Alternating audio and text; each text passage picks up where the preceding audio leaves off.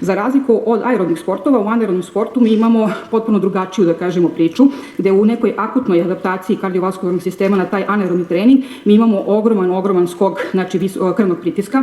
Praktično pogledajte, znači, ovde kod alaktatne anaerobne izdržljivosti, što je, kažem, ili alaktatnog treninga, gde trošite samo fosfokreatin, podeli se fosfokreatin, dobijete jedan molekul ATP-a i generišete ogromnu mišićnu, znači, silu u kratkom vremenskom periodu. Tu krvni pritisak čak može da rasti na 300 sa 200 mm živinog stuba, znači, i u principu takva jedna vrsta treninga dugotrajna potpuno, znači, na drugačiji način adaptira naš kardiovaskularni sistem i srčani, znači, mišić na dugotrajno bavljanje takvom vrstom sporta i to se, znači,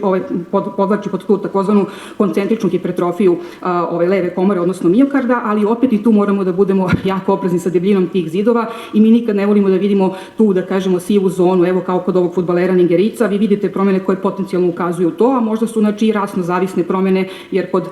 da kažemo, populacije Afroamerikanaca vidimo tako malo te bizarne EKG-ove, ali onda ako pogledamo i uradimo ultrazvuk i vidimo tu neku sivu zonu, nikad ne možete da sa sigurnošću da kažete da ovo jeste hipertrofična kardiomiopatija, pa nemoj da igraš, ili ne, ovo je sigurno adaptacija srca na bavljenje sportom, pa slobodno, je tako, znači, igra i uvek smo tu u dilemi da li da dozvolimo tom sportisti da se bavi sportom, znači, ili ne, i to je neko opsežno praćenje gde čitav jedan tim kardiologa, specijalista sportske medicine prati tog sportistu i, što se kaže, na kašičicu mu daje, što se kaže,